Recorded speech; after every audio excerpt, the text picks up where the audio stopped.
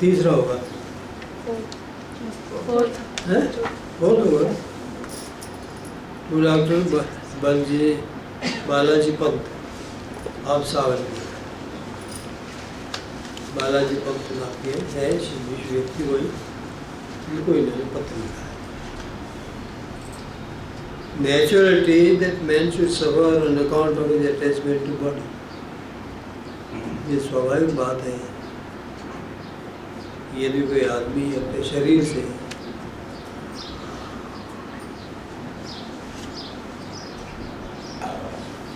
आसक्ति रखेगा तो उसको कष्ट जरूर होगा।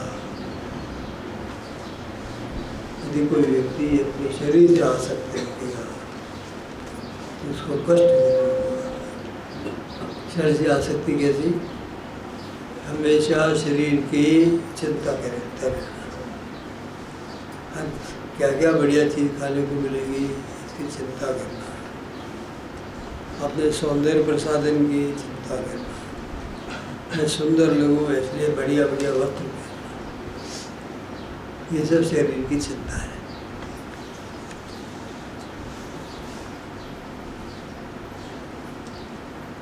ये शरीर की चिंता प्राणी मात्र में है। सब बढ़िया बढ़िया ड्रेस पहनते हैं,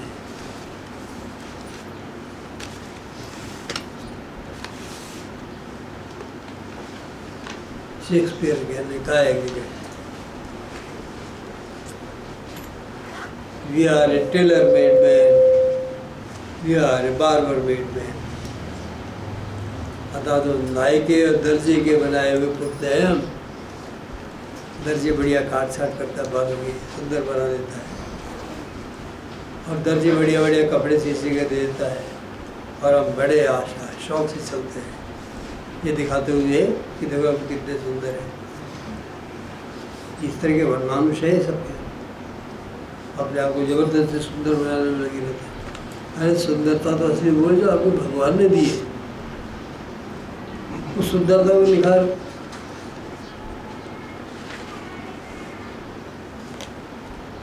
आदमी के रंग से सुंदरता नहीं घटती, अगर उसमें गुण हैं तो काला करूप आदमी भी सुंदर लगता है। सुकरात महापुरुष था देखने में,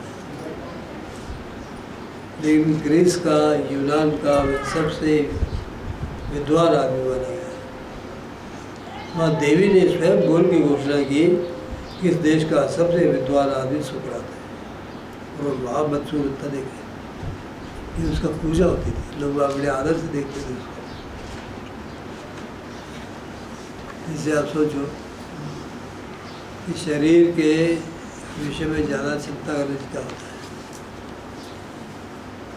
कई इतनी बढ़िया खाने, अंडे खाते हैं, मुर्गियाँ खाते हैं शरीर ठीक रखने के लिए, मांस इत्यादि खाते हैं। शरीर उनसे सुंदर तो नहीं होता, बल्कि गलत संस्कारों का शिकार हो जाता है। वजन नहीं होता है आदमी से,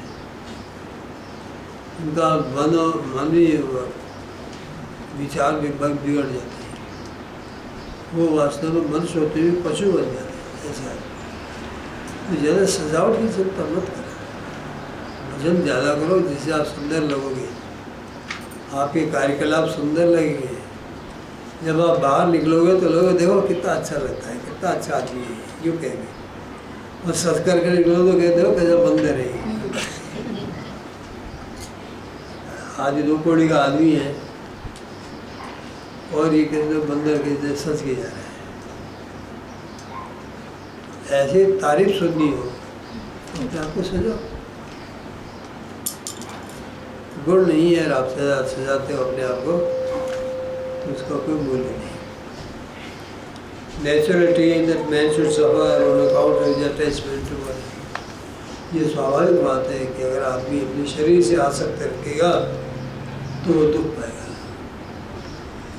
बट यदि gets himself associate with his guru, यदि वह अपने गुरु से संबंध जोड़ता है, उसे लेकर संबंध जोड़ता है, हु बीइंग मैग्नेनिमस, जो विशाल होने के कारण, शालीन होने के कारण, asks him to meditate on the name of God, उसको ईश्वर के नाम पर भजन करने के लिए कहता है गुरु। उसकी शालीनता है कि आप उसके निकट जाते हो तो सन्मार्ग को लगाने की कोशिश करता है। तो उनके पास जाओ, शरीर मत सजाओ, अपने आप को उनसे जो वो क्या कहते हैं वो करो। Magnanimous ask him to meditate on the name of God, आपको ईश्वर का भजन करने के लिए कहते हैं। And thereby affords him occasions of joy and peace, और इस प्रकार से उसको आनंद का और शांति का लाभ लेने का अवसर देता है। गुरु के पास जाने से आपको शांति और लाभ, शांति और आनंद, इसका लाभ मिलता है। गुरु के निकट बैठने से, संसार के निकट बैठने से अशांति उत्पन्न होती है और आनंद नहीं होता, अशांति और दुख पैदा होता है। संसार में लोग दादा किसकी सुनती रहती है, परिवार की बात होते रहते हैं, बहू ने कहा क्या किया, तेरे कह बैठे हैं तेरे बहू की, इनकी इनकी शादी हो गई, हमारे भी इनकी शादी हो गई, हमारे ससुराल वाले बड़े लड़क है, क्या करें। बस ये बात है, दादा किसकी औरतों की बहुत होती है, मजा आता है। ऐसों की संगत से दूर हो, भजन करते हो तो बात करो पर बात की, कितना भजन करते हो, कितना शांति से बैठते हो, गुरु से क्या क्या अनुभव मिलते हैं। अगर आप में इस तरह की बातें हो, रामदास महाराज जी क्या कहा है, ज्ञानेश्वरी क्या बोलते हैं, पढ़ो और चर्चा करना होता है इस विषय में। ये तो कोई करता नहीं, परिवार की बात करते हैं।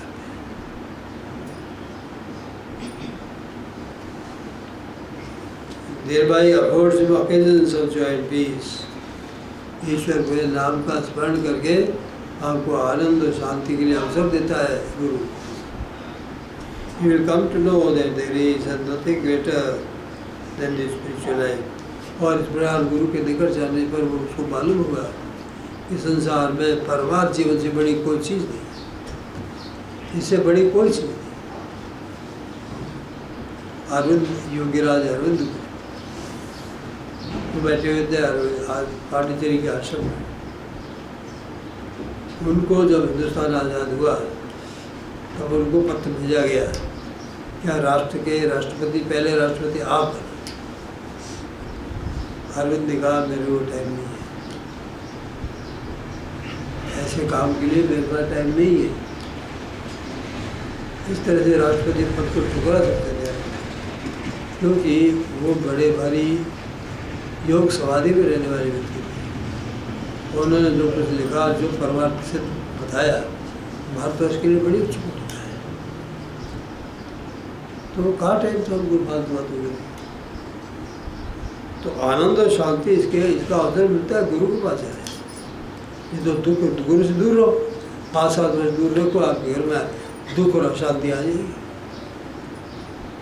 अगर आप प्रयोग करके देख लो 5-7 वर्ष में जरा घर में रह के देख लो, गुरु से दूर हो जाओ, फिर लियो क्या परिणाम, अशांति दुख घर में आ जाए। तो इसलिए कहते हैं he will come to know how they know that there is nothing greater than this spiritual life. तो व्यक्ति इस बात को जान जाएगा कि परमार्थ जीवन से बड़ी कोई चीज़ नहीं है।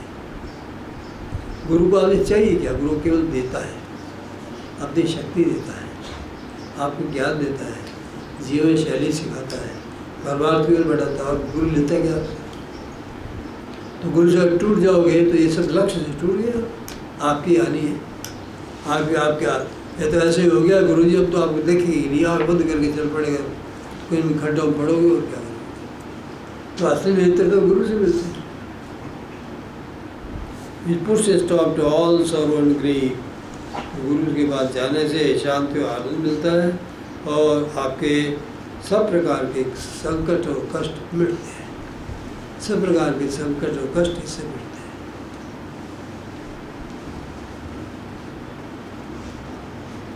गुरु के दूर जाने जिसको गुरु ने अपनाया है वास्तव में, और जिसको अपनत्व और शांति और आनंद दिया है, अगर वो गुरु से दूर रहेगा 2 साल में देख लोगे उसको स्थिति हो जाएगी मैं तो मरूंगा, मरणांतक पीड़ा होगी उसको गुरु से दूर होने को। असली गुरु का शिष्य होता है।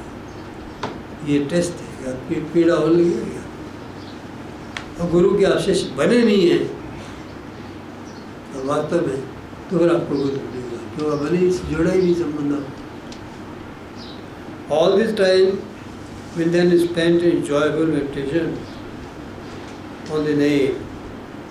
गुरु के पास रहने से आपका सारा समय नाम का स्मरण करने में बीतेगा। हमेशा ये कहेगा नाम का स्मरण, नाम ब्रह्म है, परमात्मा है। गुरु ने आपको ब्रह्म का एक बूंद टपका दिया आपके अंदर।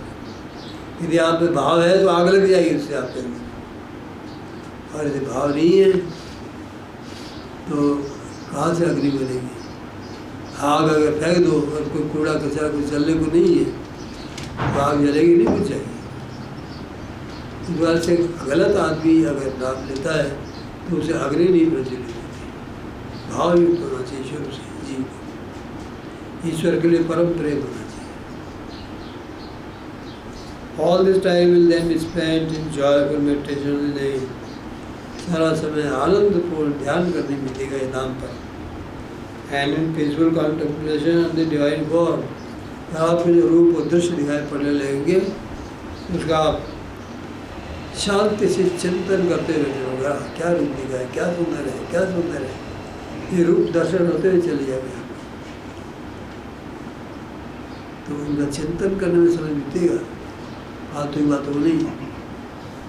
और फालतू की बातें करोगे निश्चित समझो कि आपको ये चीज़ नहीं मिलेगी। जीवन जितना शांत रहोगे उतना आपके भक्ति का उद्रेक होगा आपके अंदर। शांत अवस्था में ही परमात्मा पैदा होता है। ज़्यादा की चीज़ करो, ज़्यादा बातें करो और तो बातचीत ज़्यादा होती है। एक बार एक गप का मेला लगा, सबसे अच्छी गप कौन मारता है, गप्पियों का मेला लगा। सबने अपनी अपनी गप्पे सुनाई, बहुत अच्छी अच्छी गप्पे सुनाई। एक आदमी बोला, साहब एक गप मैंने सुनाओ भाई। कि मैंने 4 औरतें देखी, वो शांति से बैठी हुई। अरे ये गप सबसे बढ़िया है। 4 औरतें बैठ जाए, शांति से रह जाए, बैठी बैठी रहे, ये संभव ही नहीं है। उसको पहला इनाम मिले। इसलिए समझी को तो 7 घंटे का कैसे खराब होता है। और इसके पेट को दर्द हो जाएगा, बात नहीं करेगी और उसकी कोई दवा भी नहीं थी। लुकमान हकीम के पास भी दवा नहीं थी। पेट में दर्द हो जाता है, पेट को दबा करके और किसी और ला करके कि उसके कान में डाल दूँ ये बात। पेट दबा करके भागती फिर तेल को मिल जाए और औरत पकड़ आ गई गई तो सुन सुन सुन और उसके कान में बात, हाँ अब मेरा पेट हल्का हो गया। ये औरत के लक्षण है। हम बचपन में जब पढ़ते थे, छोटे थे, हाई स्कूल इंटरमीडिएट में पढ़ते थे, तो एक हमारे यहाँ औरत आया करती थी, कंचन नाम था उसका। कंचन वो बड़ी सी थी और वो आते थे, हम ऊपर बैठे पढ़ते थे और वो आगे हमारी बाजी गप मारती, बातें करती। तो उसका स्वभाव ये था कि अगर कहीं से बात सुनी तो सब जगह जाके फैला देगी, एक ही काम नहीं। हमने इसका टेस्ट किया, हमने 1-2 बातें ऐसे कह दी और कहा दे किसी कहना, अरे वाह मैं कहूँगी, मैं कभी नहीं कहूँगी, ऐसी गुप्त बात कही जाती है। कोई गुप्त बात नहीं थी, पर हमने कहा गुप्त है।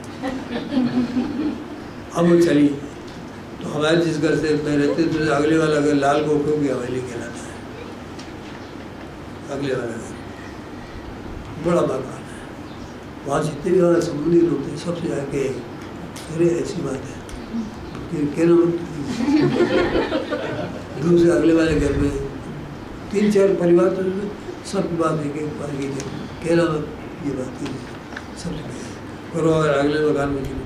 तो अंत में जहाँ तक हमारे परिवार के लोग रहते थे वहाँ तक पहुँच गए। वो सब से कहे देख के ना मत, देख के ना, इतना प्रचार हो गया और कहना मत। औरत के पेट में बात जटेगा कभी? तब हमने समझ लिया कि बात ठीक है। पेट में, औरत के पेट में बात तेज पचती नहीं है। लड्डू पचा जाए मोटे से मोटा, पेट बात नहीं पचेगी उसकी, बात के बजा रह नहीं सकती बेचारी, क्या करें? तो भजन नहीं होता उन लोगों से, इसलिए औरतें भक्त कम बनी है, बहुत कम बनी है, क्योंकि उनको बात ज़्यादा करने की आदत है, तो नाम को नहीं होता। इसलिए अगर आपको बात को भजन करना है तो ये अपनी आदत, भगवान ने जो दी है आदत, आपको औरतों को दी है, वो आदत पर कब्जा करो और आप सच्चाई से भजन करो। कई आदमी लोग ही कम लड़ाते हैं, पर उनमें पेट दर्द कम होता है, अच्छा ज़्यादा आ जाते हैं।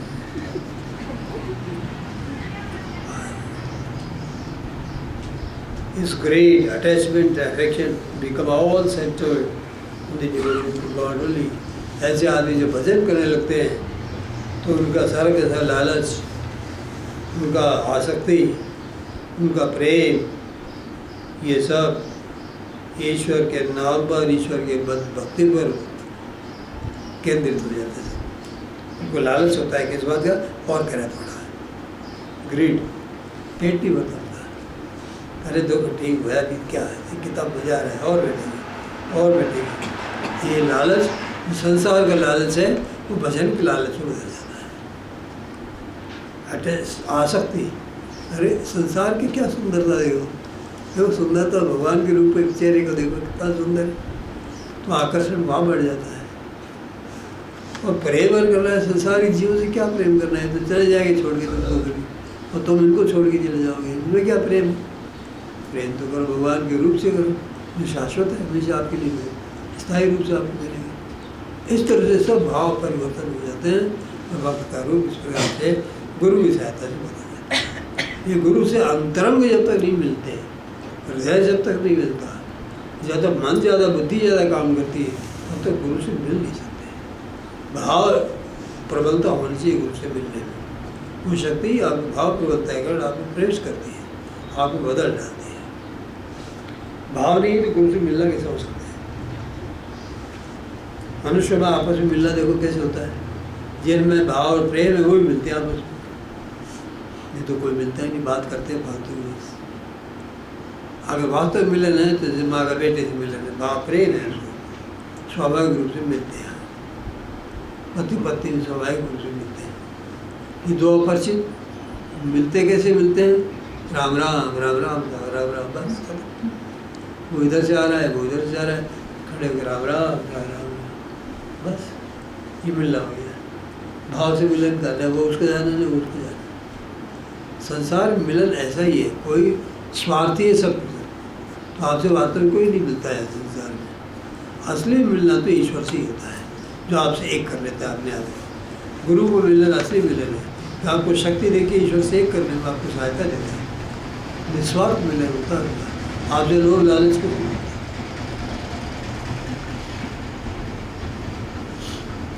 इसमें ये कहते हैं इसमें कि अगर कोई आदमी अपने शरीर से ज़्यादा प्रेम करेगा तो उसको दुखों की प्राप्ति होगी। अधिक शरीर से प्रेम करने वाला दुखों में पड़ेगा। प्रेम करना हो तो ईश्वर से करो।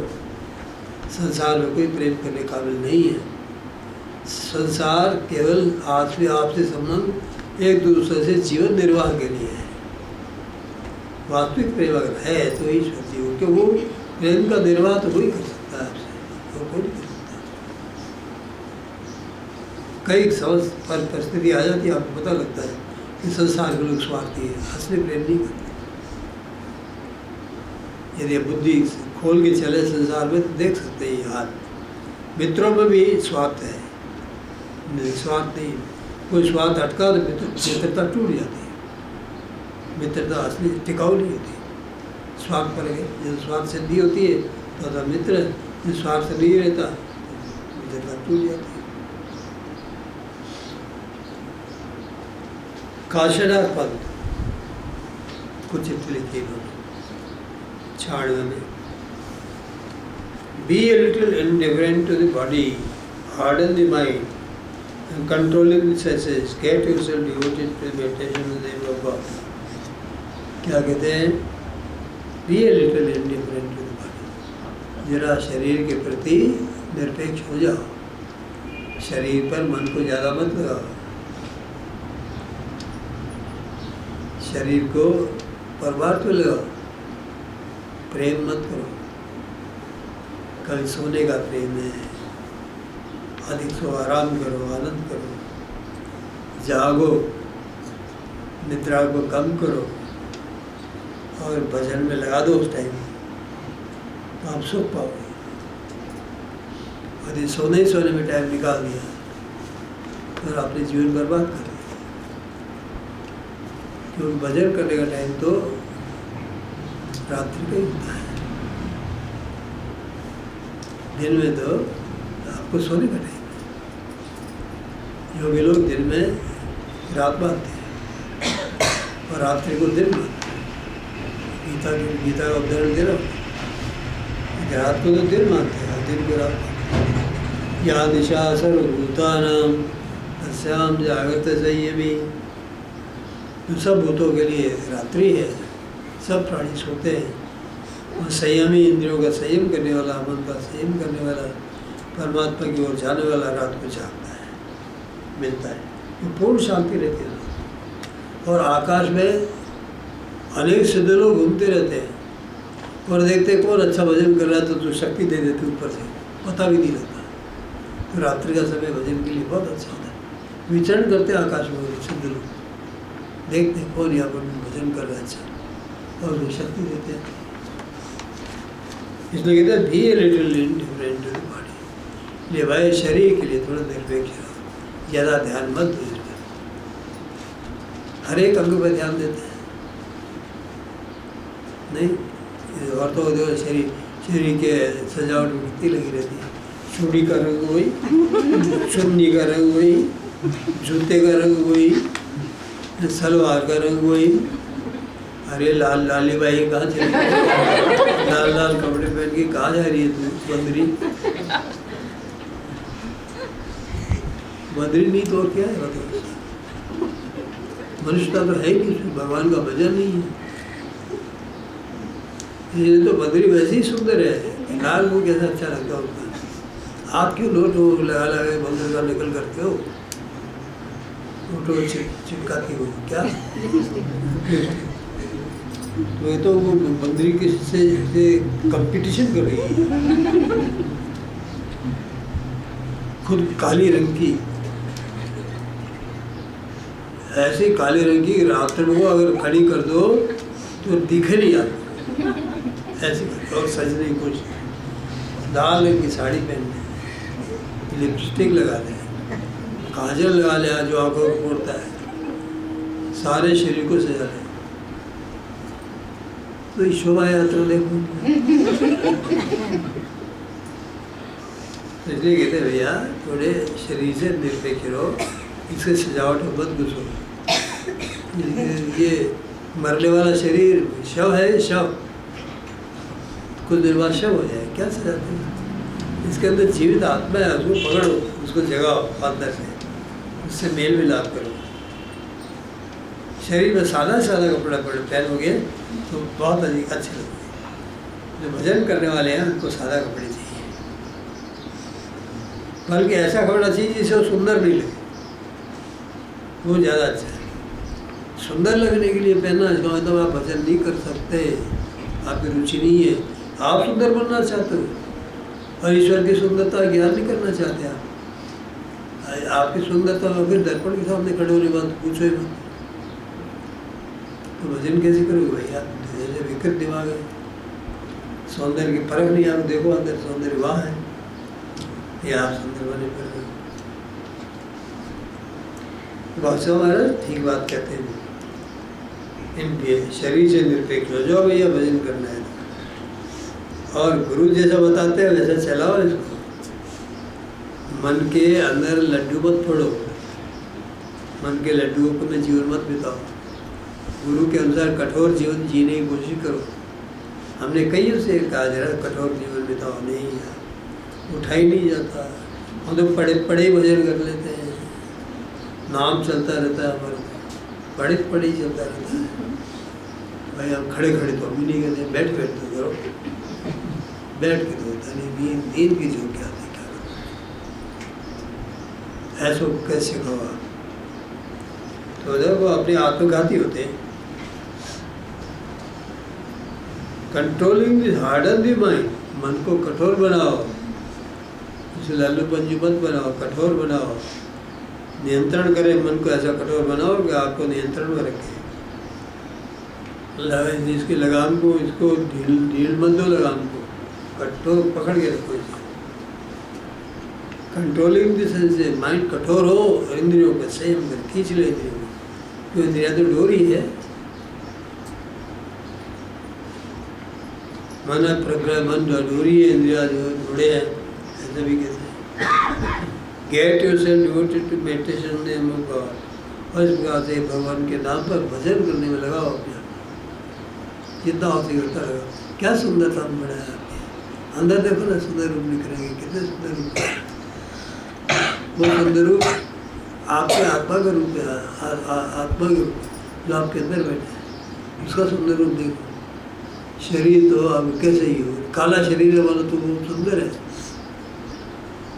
उसके सौंदर्य पर आपको ध्यान देना चाहिए, तो आपको अमरता मिलेगी, उसका प्रेम मिलेगा, वहाँ जाने का अवसर मिल जाएगा। नहीं तो आप पृथ्वी में बैठे रह जाओगे।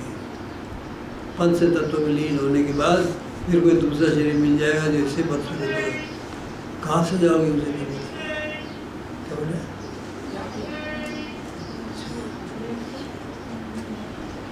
अपनी क्या? Do not be anxious about anything else, और किसी बात की चिंता ही मत करो। आप चिंता करके क्या कर लोगे?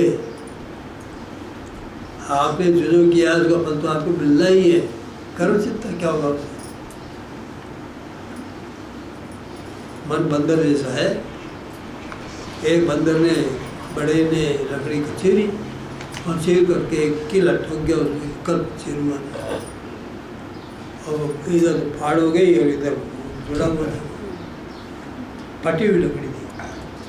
बंदर आया एकदम करने लगा, उसने फटी हुई लकड़ी को हाथ दे दिया और कील को निकाल दिया और फंस गया हाथ, लकड़ी बच आ गई एक दूसरे के पास, हाथ पड़ गया और निकले नहीं। और बंदर चिल्लाए जोर से, सैकड़ों बंदर रोज इकट्ठे हुए, किसी को अकल नहीं निकाले कैसे। ऐसी हालत मनुष्य की होती है, मन की होती है। तो परिस्थिति छेड़छाड़ तो कर पाए, और जब फंस जाता है तब चिल्लाता है, आपसी की होगी। अच्छा अभी तो सुंदर तरीके बोल रहा था।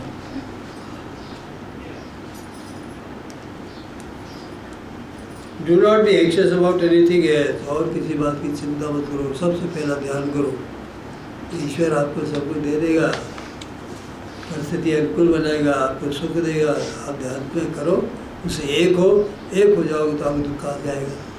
जो ईश्वर से एक हो जाएगा भजन करते करते, उसको दुख आएगा ही। और एक नहीं होगे तो दुख छोड़ेगा नहीं। Do not be anxious about anything else, meditate from the bottom of your heart, ध्यान करो अपने दिल से, गहराई से ध्यान करो। ऊपर से केवल नाम मात्र ध्यान मत करो, बहुत दिल की गहराइयों से ध्यान। वही बैठा है, दिल की गहराइयों में बैठा है। विद फेथ एंड लव, पूरे विश्वास के साथ करो, प्रेम के साथ। विश्वास इसलिए कि वो हमारी सुन लेगा, प्रेम इसलिए कि वो हमारा वो एक ही है, अलग अलग नहीं है, इसलिए वो हमारी पुकार सुन लेगा। इतना अगर प्रेम मानते हो आप उससे, तो भजन आपका अच्छा होगा। विश्वास के साथ भजन कर पाओगे। You will then come to know how the body, the mind and the senses can all be employed in such regard. तब आपको मालूम पड़ेगा किस प्रकार से शरीर, मन और इंद्रियां ईश्वर के भजन में लगाई जा सकती है। सब के सब मन इंद्रिया शरीर ईश्वर के भजन में लग जाते हैं। इंद्रिया क्या चाहती है? ईश्वर का दर्शन, ईश्वर उसका श्रवण, उसके नाम का रस, उसकी सुगंध, उसका स्पर्श, ये सब इंद्रिया चाहती है। आप सुगंध आने लगती है, आप ध्वनि सुनाई पड़ने लगती है, रूप दर्शन होने लगता है, उसका स्पर्श तक होने लगता है। तो वो सब आपको, आपकी इंद्रिया चाहती है, वो सब मिलने लगता है आपको। And how on account of this subsequent realisation of him, और किस प्रकार से उसके रियलाइजेशन के अनुभव के पश्चात उसके परिणाम स्वरूप रियल वैराग, डिस्गस्ट फ्रॉम गॉडलेस ऑब्जेक्ट्स, ईश्वर से रहित चीज़ों से आपको कैसे वैराग्य पैदा हो जाता है। कोई चीज़ आपको अच्छी नहीं लगेगी। परमात्मा का भजन, परमात्मा के दर्शन होने के बाद संसार में देखोगे तो कूड़ा है, इधर देखो तो सुंदर पुष्प वाटिका, इधर देखो तो उसमें कूड़ा कचरा पड़ा है। इतना फर्क हो जाएगा तो आनंद में डूबे डूबे आप संसार में भूल जाओगे। कोई कहेगा अरे तुम काम नहीं करते संसार का, कहेगा संसार मेरा इधर हो गया, मेरा संसार सुंदर संसार है और मेरा जो साथी है वो सुंदर संसार में रहता है, और वो संसार का मालिक है, इसलिए मेरे इधर का काम मेरे को बचे नहीं। ये सब देखेगा। इतना विश्वास के साथ भजन करो।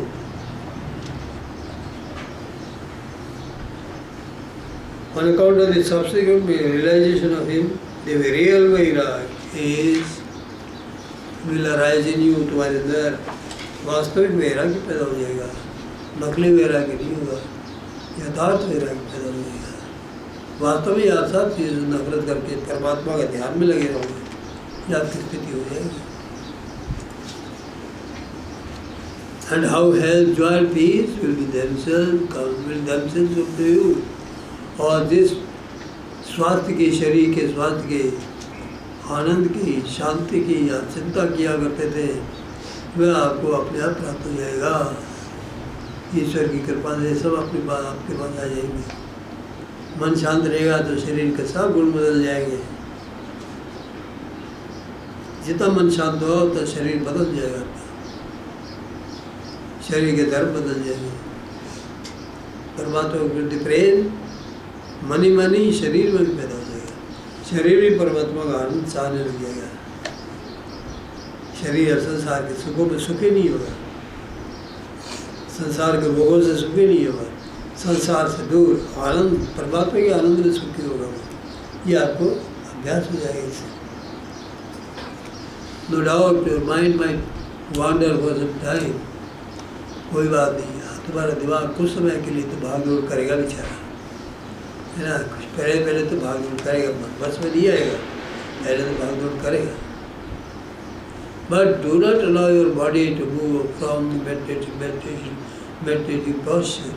ये अपने शरीर को ध्यान के अवस्था से हटाओ मत। मन को डोले, शरीर को मत हिला। मन चाहता अरे जलेबी खाए, चल पड़ी है रजनी में, आई हुई पड़ी है जलेबी, और मन में कहता है चल जलेबी दिखती है, दिखने लगी, तो मन कहता है मानता नहीं है, मन को हटाता है, फिर आगे जलेबी खड़ी हो जाती है, फिर हटाता है, अरे खाए न चल, हाथ से छोड़ देता है, हाथ से छोड़ के चल। ये तो एक उदाहरण है, जलेबी का उदाहरण मेरे को मीठा लगता है नहीं, यथार्थ बात है कि कोई संसार की कोई इच्छा हो तो उसको पूरा करने के लिए दौड़ लगाता है, आसन में बैठने नहीं देगा, दे देगा।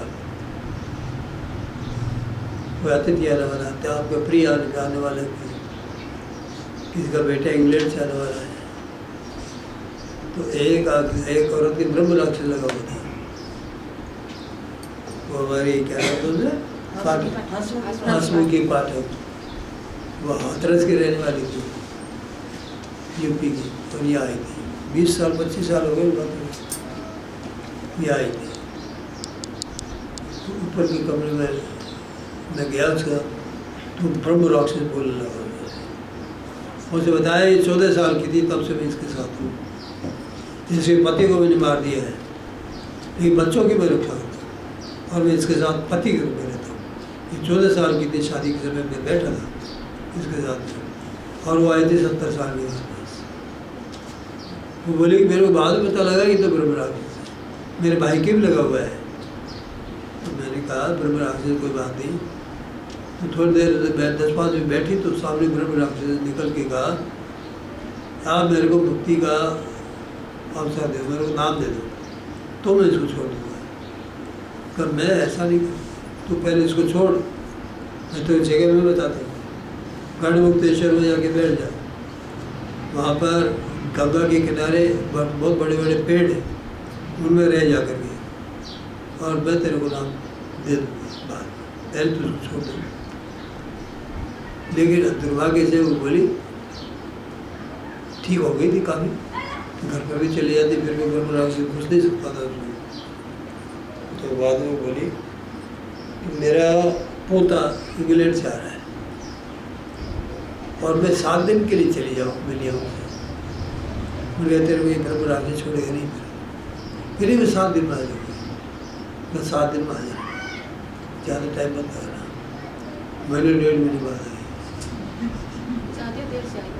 और देर से आई थी। फिर आए मेरे पास, मैं 8 दिन भाग गया था। मैं इतना रिस्क ले रहा हूँ गलत, और तू कोई परवाह नहीं कर रही है, निकल यहाँ से। अब बताओ कहाँ नाम का गुरु रहा, कहाँ गुरु किया गया। मन ऐसा भगाता है जी को कि उसमें वो फंसा देता है। लोभ, लालच, बेटे का मोह, फिर पोते का मोह और भी ज़्यादा, उसमें मिल जाओ, इंग्लैंड से आ रहा है और उसका जीवन उससे बर्बाद कर रहा है इस मोह के कारण। मोह बहुत बुरी चीज़ है।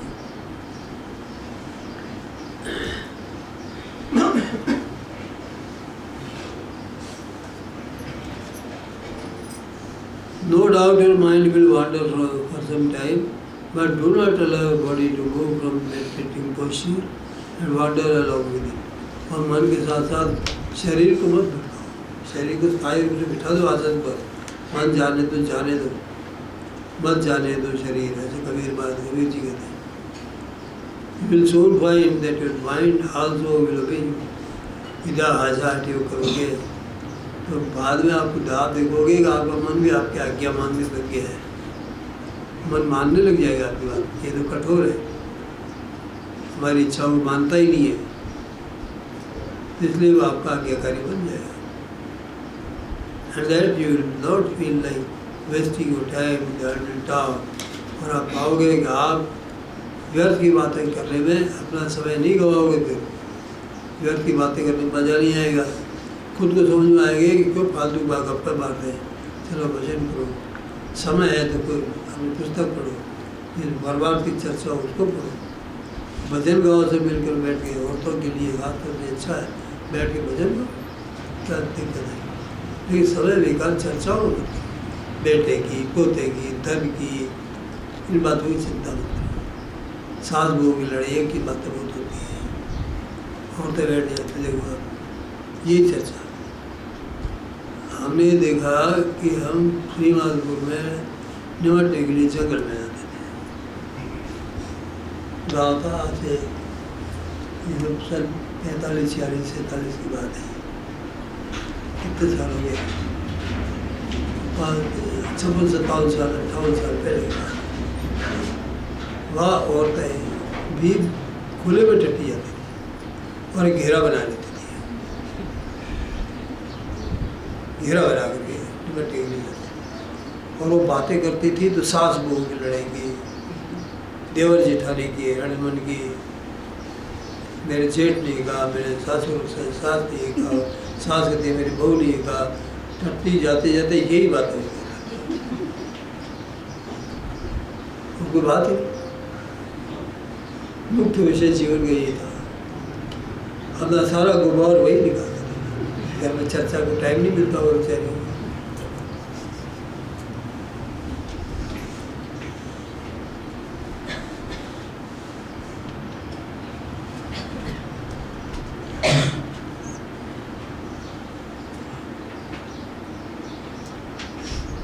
You will not feel like wasting your time in idle talk or be deceived My world is thoughtless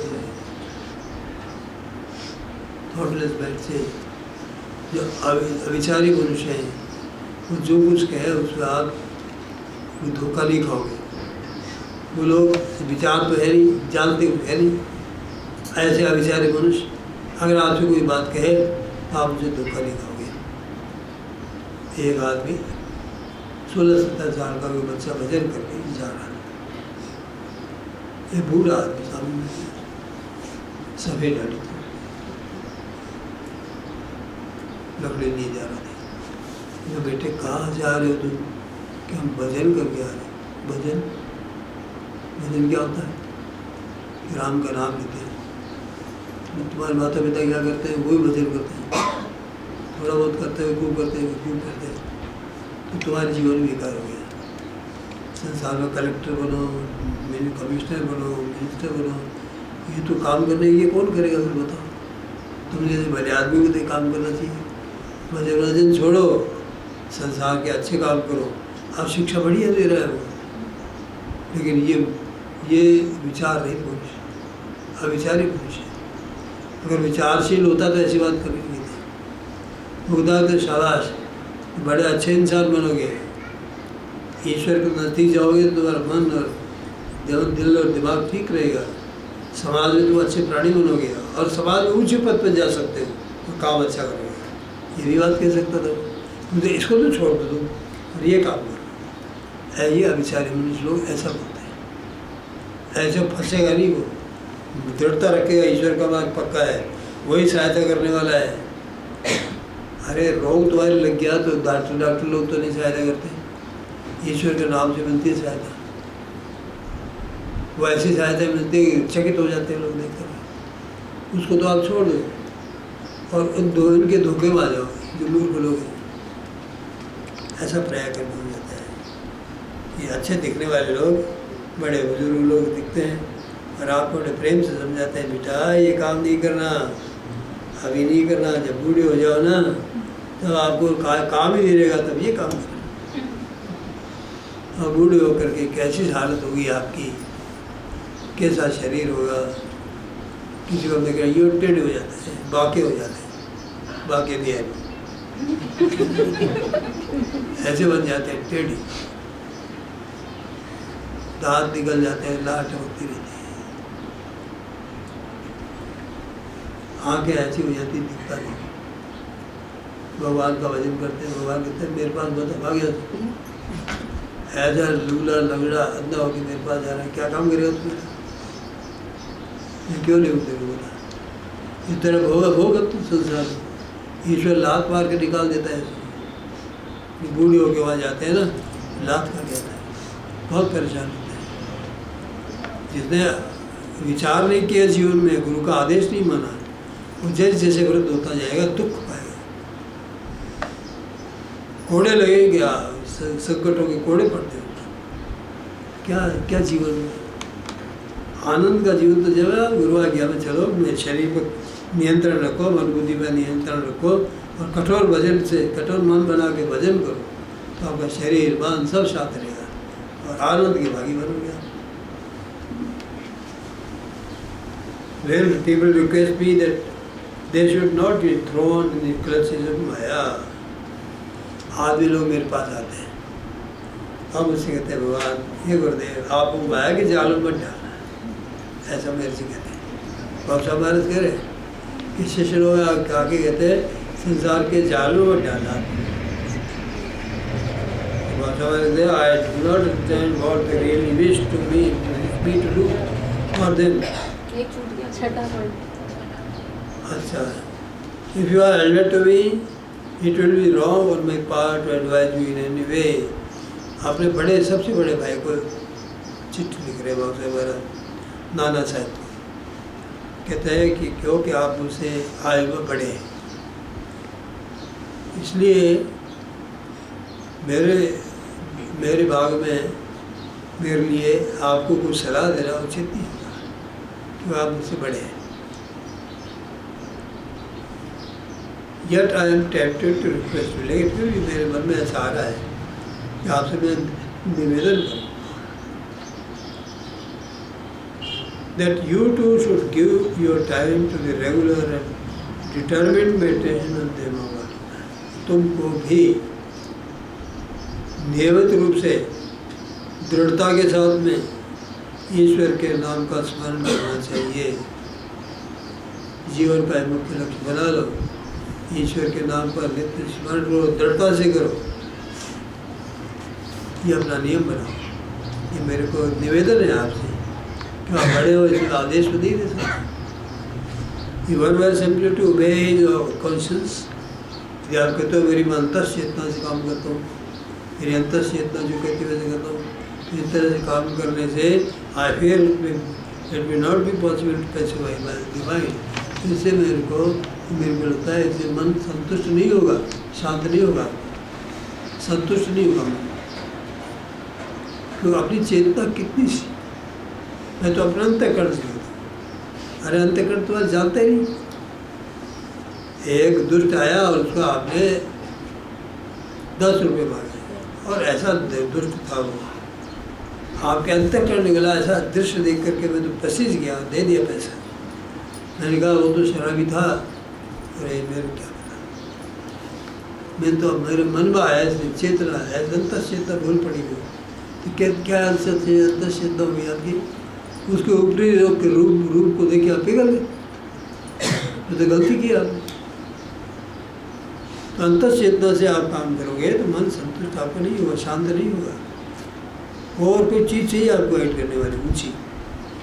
पर in case he has the experience of presence of God, इसके विपरीत यदि आपको ईश्वर की उपस्थिति का ज्ञान हो, ईश्वर का ज्ञान आपको मिले, he will be free from doubts and mind will be at rest.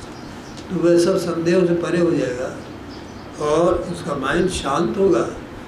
तो ईश्वर के अनुभव से अपने जीवन को चलाओ, गुरु के कहने से अपने जीवन को चलाओ। अपने मन में जो भाव आए, हाँ मेरे मन में ऐसा भाव आया कि इसको दे डालो, वो दे डालो।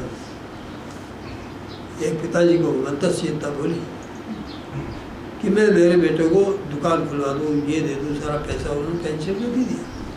अंतस चेतना बोली थी, परंतु बहुत सूर्य ने क्या किया, वो पैसा लेके यहाँ चला गया और वो पिताजी बेचारे गरीब बने, दुखी हो गए। क्या हुआ? अंतस चेतना मोह था, अंतस चेतना कहते, मोह था, उसको अंतस चेतना कहते हैं। अपनी सुविधा के अनुसार काम करने के लिए हम अंतस चेतना का बहाना बनाते हैं। हमारी कॉन्शियस कहती है, हमारी अंतस चेतना कहती है, हमारी शांत बुद्धि में आया ऐसा भाव, और हम लोग पछताते हैं। कई को देखा, कई बड़े बूढ़े बुजुर्ग मोह के अंदर आकर के अपनी कमाई को बच्चों को दे डालते हैं। शेक्सपियर ने कहा, भैया अगर तुम संसार सुखी रहना चाहते हो परिवार में, तो बटुए के जो धागा है ना, एक खोलने का धागा होता है, एक बंद करने का धागा। बटुए पहले ऐसे होते थे कि खोलने का एक होता है, बंद करने का। तो बंद करने वाला धागा है ना अपने हाथ में, हर किसी को बांटो मत पैसा। तुम्हारे जीवन में की कमाई तुम्हारे ओल्ड एज में, वृद्धावस्था में, ये तुम्हारे साथ देगी कमाई, इसको लुटाओ मत। ये लक्ष्मी है, तुम्हारी माता है, ये भगवान ने तुमको दी है, तो सुविधापूर्वक रह सको। आप इसको इस ज्ञान को नहीं मानते तो बच्चों को लुटा देते हैं। बच्चे होते हैं नालायक, घर से आपको निकाल देते, पिताजी आप जाओ। कई देखा, उनने देखा है, भूखे मरते देखा, वो जाके अनाथालय में रहते बच्चे, बबू में खाने पीने को नहीं देते घर। तो इस प्रकार से ज्ञान विरहित लोग जो होते हैं ना, अंतस चेतना का सहारा लेके बहुत बात करते हैं। अंतस चेतना होती नहीं, कुछ नहीं। अंतस चेतना क्या है? जो अंतस चेतना किसकी है? जो भजन करता, उसके अंतःकरण की वृत्तियाँ शुद्ध होती है। क्या श्लोक में से? प्रमाण अंतःकरण सता निसंदेह पदेषु सता विसंदेह पदेषु वस्तुषु प्रमाण अंतःकरण प्रवृत्ति। जो सच्चे लोग हैं, संत लोग हैं, उनको अगर किसी स्थान में संदेह हो जाए तो अपने अंतःकरण की प्रवृत्ति को वो मानते, लक्ष्य मानते, जैसे वो मानते हैं कोई काम करने के लिए वो इंडिकेटर मानते हैं कि हमारे अंतःकरण की वृत्ति ठीक है। तो उन्होंने भजन किया, सताम संदेह पद, सत्पुरुष है वो, उनका अंतःकरण तो शुद्ध होता है, जो कहेंगे सही हुआ। लेकिन जन सामान्य के लिए आपको अंतःकरण कहाँ से आया उनके पास अंतःकरण?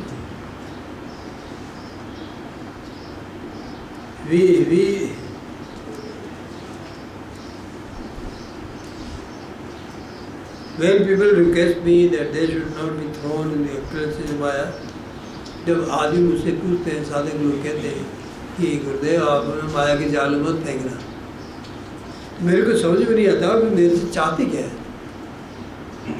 ये कह देते माया के जाल में मत फेंकना, क्या मतलब हुआ? Whereas God himself becomes subject to his own माया, जब ईश्वर ही अपनी माया के आवरण धर लेता है, and reincarnates again and again, और बार-बार जीवन लेता है, जन्म लेता है, in each of his years, हर एक युगों में, who are you and I to say that we need not be made subject to the influence of माया? तो तुम और हम कौन होते हैं कहने वाले कि हमको माया के अधिकार में नहीं आना चाहिए? परमात्मा खुद माया के अधिकार में आते हैं। ये तो माया के अधिकार माना है तो ईश्वर की इच्छा से होता है। मैं कौन होता हूँ कि तुमको माया में नहीं डालूँ? हाँ, माया से निकालने की बात कहो, गुरु का काम होता है कि गुरु आपको ऐसा साधन बताया कि माया से निकल जाओ। लेकिन माया में मैं तुमको नहीं डालूँ, ये मेरी हाथ की बात थोड़ी है। ये तुम कर्म करोगे तो माया की जाल में आओगी और